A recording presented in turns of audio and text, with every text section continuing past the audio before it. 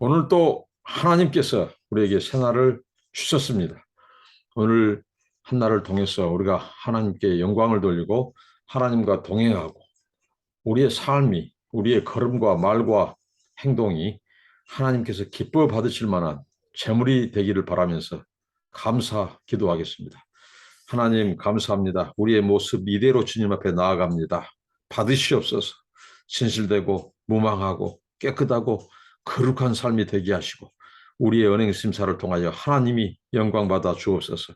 오늘 또 복음에 합당한 삶, 하나님의 영광을 드러내는 삶, 가리지 않는 삶 살게 하옵소서. 성령님 이 시간 말씀을 묵상할 때 깨달음 주시고 하나님의 진리를 알아서 하나님의 말씀을 붙들고 기도하고 순종하며 살게 하시고 아버지를 영화롭게 하는 한 날 되게 하옵소서. 예수님의 이름으로 기도합니다. 아멘. 찬송입니다. 나의 생명 되신 주입니다. 나의 생명 되신 주, 주님 앞에 나아갑니다. 주의 흘린 보혈로 정케하사 받아주소서.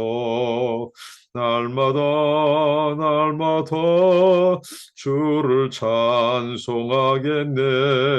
주의 사랑의 줄로 나를 굳게 잡아 매소서. 괴로운 세상 지낼 때 나를 인도하여 주소서. 주를 믿고 나가면 나의 길을 잃지 않겠네. 날마다 날마다 주를 찬송하겠네. 주의 사랑의 줄로 나를 굳게 잡아 매소서. 세상 살아갈 때에 주를 더욱 사랑합니다. 밝고 빛난 천국에 나의 영혼 들어가겠네. 날마다 날마다 주를 찬송하겠네.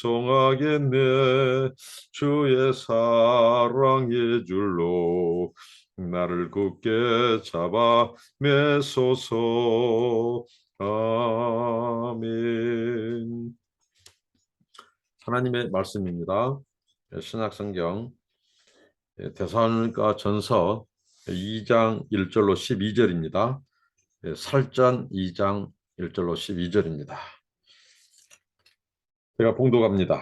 형제들아, 우리가 너희 가운데 들어간 것이 헛되지 않은 줄을 너희가 친히 아나니, 너희가 아는 바와 같이 우리가 먼저 빌립보에서 고난과 능력을 당하였으나 우리 하나님을 힘입어 많은 싸움 중에 하나님의 복음을 너희에게 전하였노라.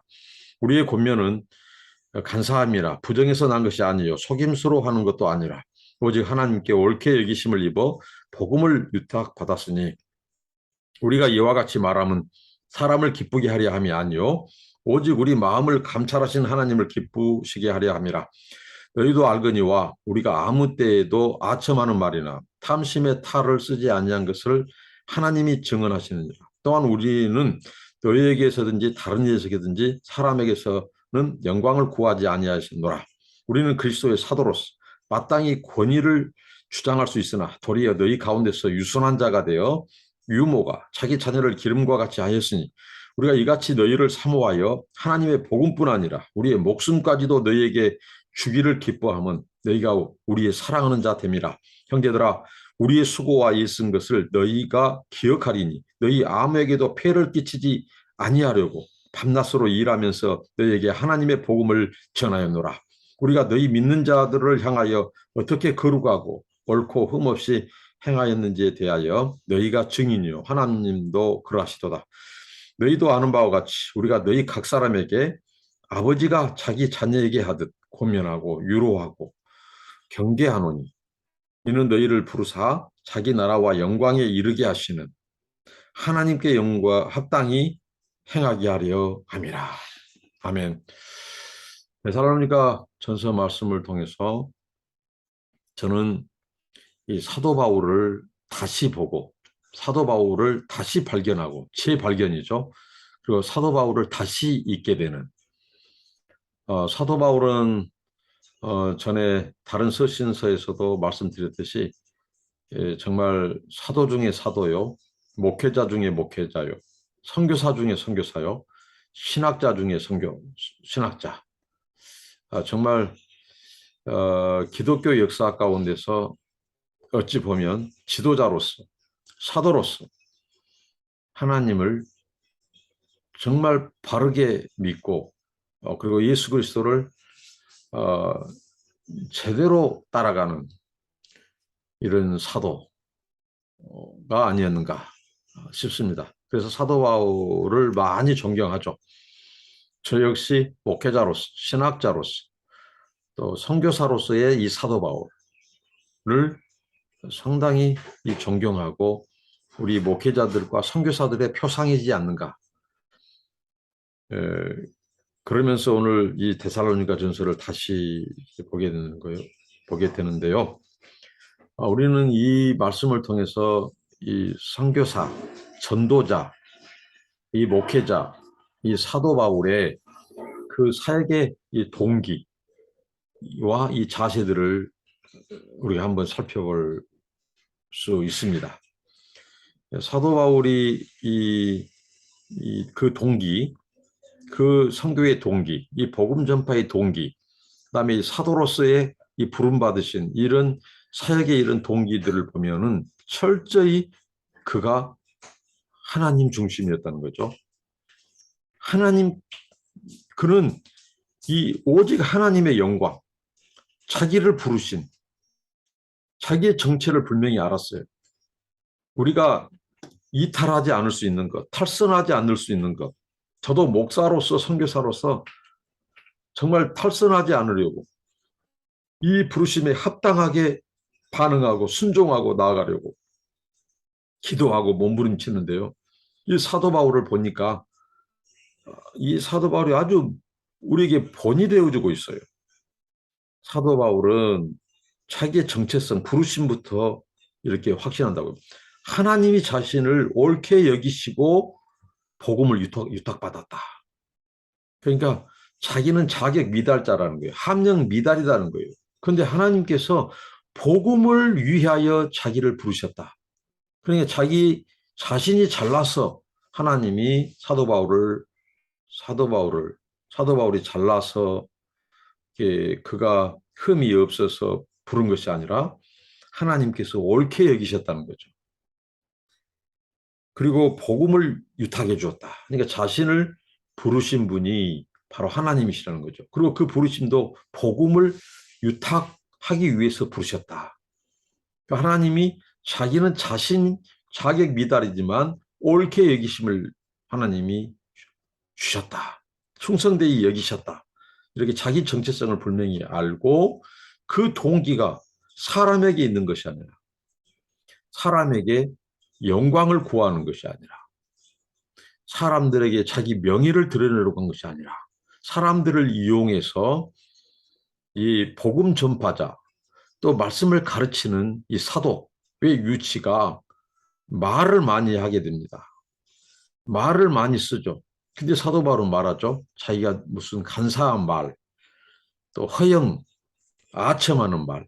근데 이게 사도 바울 당시에 소위 말하는 종교가들, 또 유대의 납비들, 종교가들, 그다음에 이 철학자들, 이런 사람들은 말을 통해서 사람들을 규합하고 자기 학파를 만들고 자기 추종 세력들을 만들고 그러다 보니까 그들의 말이 어떻게 되겠어요?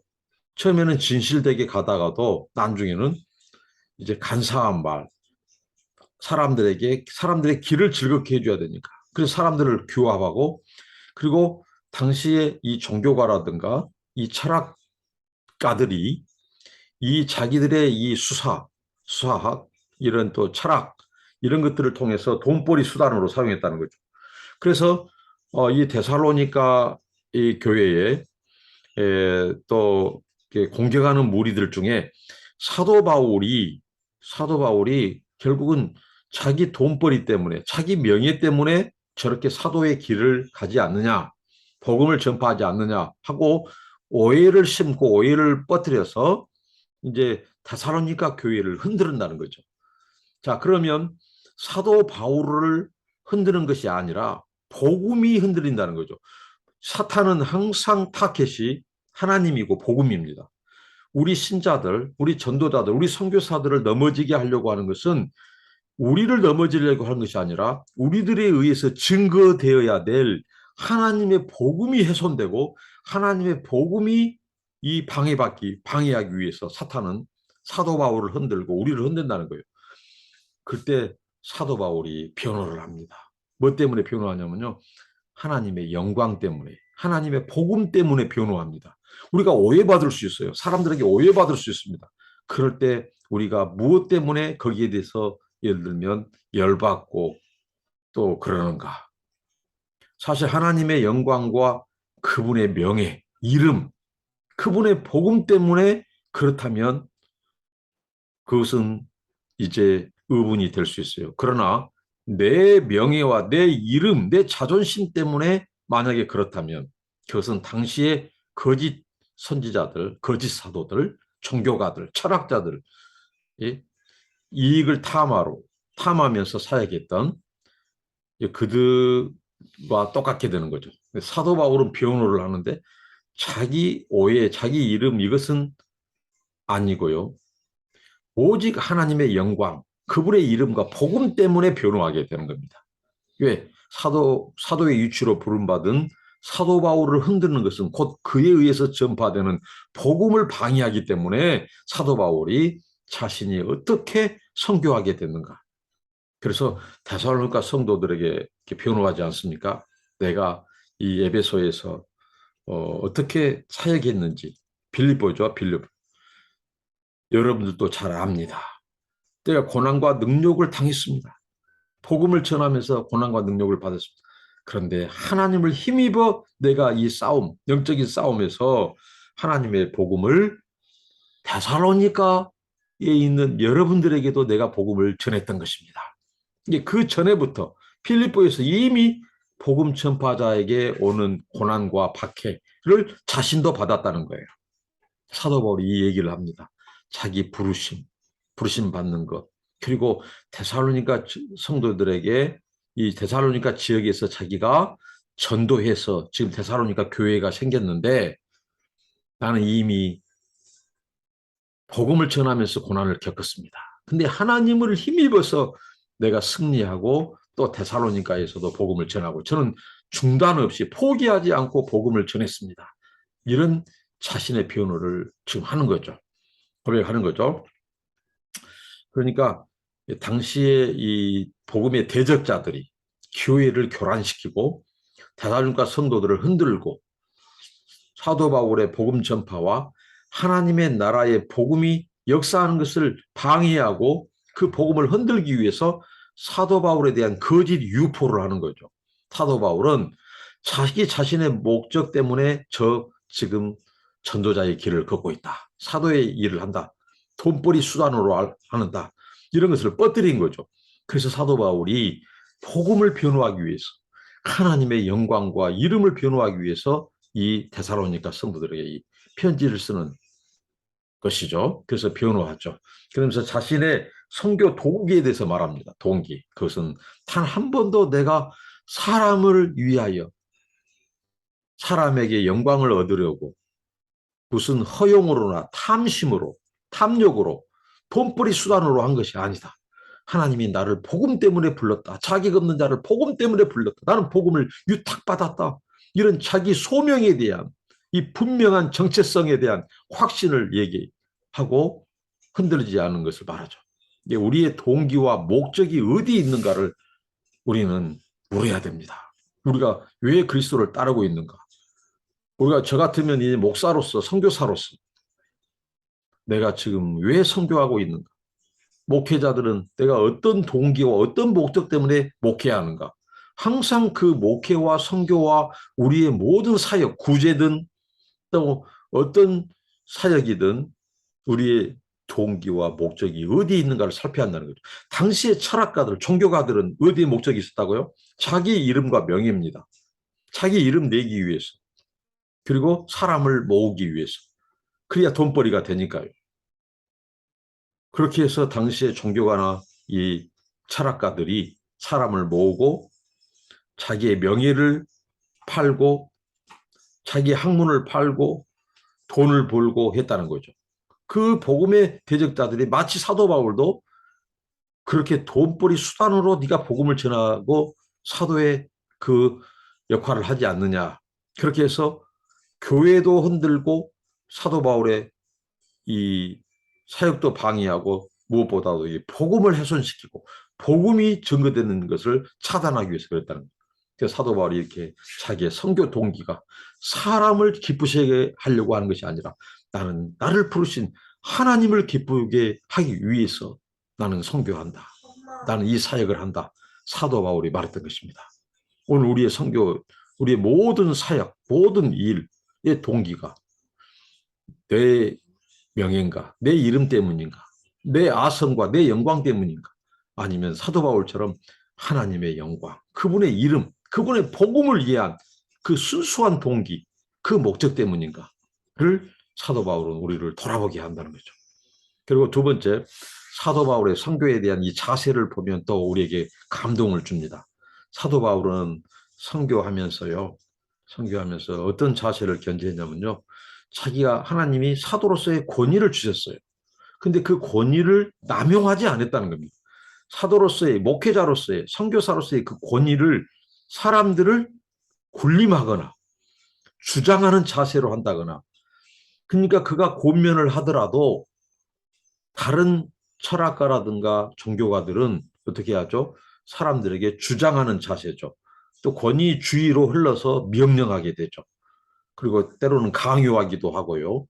또 자기들의 이 말로 사람들을 속이기도 하고, 당시에 이제 이 속이고, 그래서 사도 바울은 자기는 간사한 말 허용으로 하지 않았다, 아첨하지 않았다고요. 우리가 왜 사람들에게 아첨합니까? 자기의 이익을 위해서 아첨하는 겁니다. 아첨해야 돈이 나오고, 아첨해야 자기를 따르고, 자기 추종자를 만들고, 또 아첨해야 사람들이 후원도 하고. 그러나 사도 바울은 아첨의 말을 하지 않고 간사한 말로 또 사람들에게 뻥튀기 하고 퉁쳐서 속여서 자기가 더 많은 이익을 얻어가려고 그렇게 하지 않았다는 거예요. 어떻게 했다고요? 마치 영적인 부모가 유모를 기름같이, 젖먹이 아이를 기름같이, 필리포에서도 그렇고 데살로니가 성도들에게도 사도 바울은 그렇게 목회하고 그렇게 전도하고 그렇게 선교해 왔다고.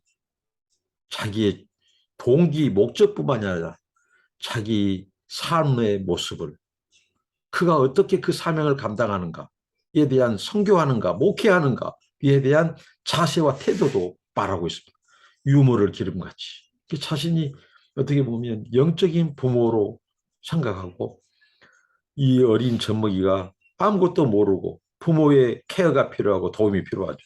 그러게 유모가 젖먹이 자식을 돌봄같이 사도 바울은 모든 성도들로, 모든 교회 데살로니가 성도들 오늘 각 사람을 권했다고 말합니다. 한 사람 한 사람, 각 사람을 마치 자식 한 사람 한 사람을 돌보는 부모의 심정으로 사도 바울은 목회하고 선교했다는, 얼마나 감동적인지 모르겠습니다. 그렇게 했고요. 그리고 폐해를 끼치지 않으려고 자기가 밤낮으로 이 자비량 전도, 자비량 선교를 했다는 거죠. 텐트 메이커라고 하죠, 사도 바울은. 자기가 장막 만드는 일, 텐트를 만드는 일을 아침 저녁으로 그가 틈틈이 일을 해가면서 또 낮에는 복음을 전하고 수고했다는 거예요. 복음을 위해서. 폐해를 끼치지 않으려고 그렇게 했다는 거죠.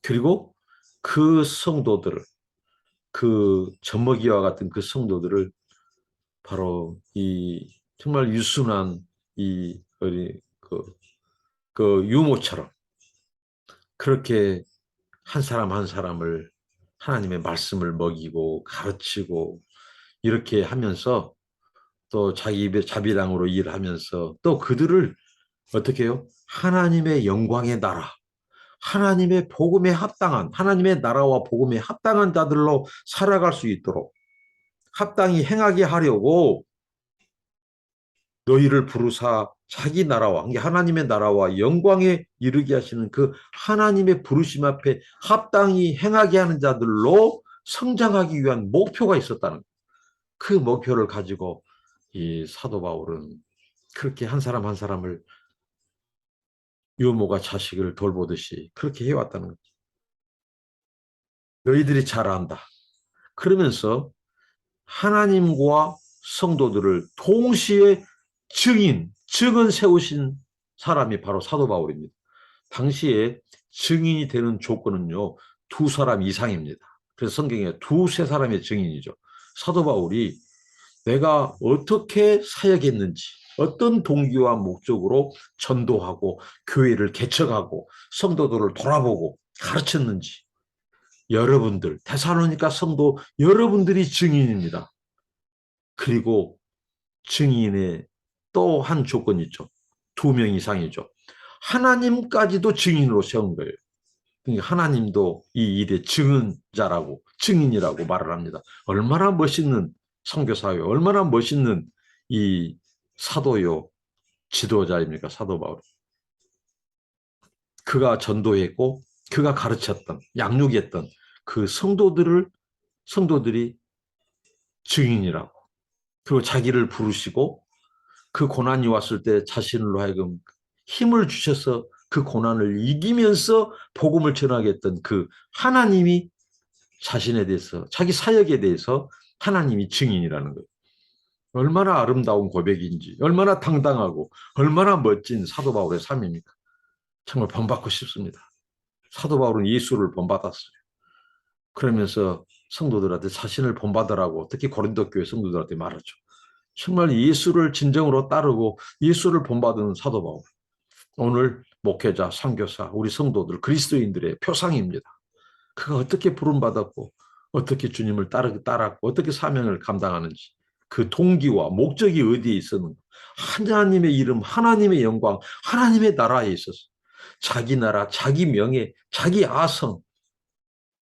오늘 거짓된 선지자들을 그때나 지금이나 거짓 목회자들, 거짓 선교사들, 거짓 그리스도인들의 특징은 어떻게 보면 교회를 이용하고 복음을 이용해서 당시의 철학가들이나 종교가들이 어떻게 하죠?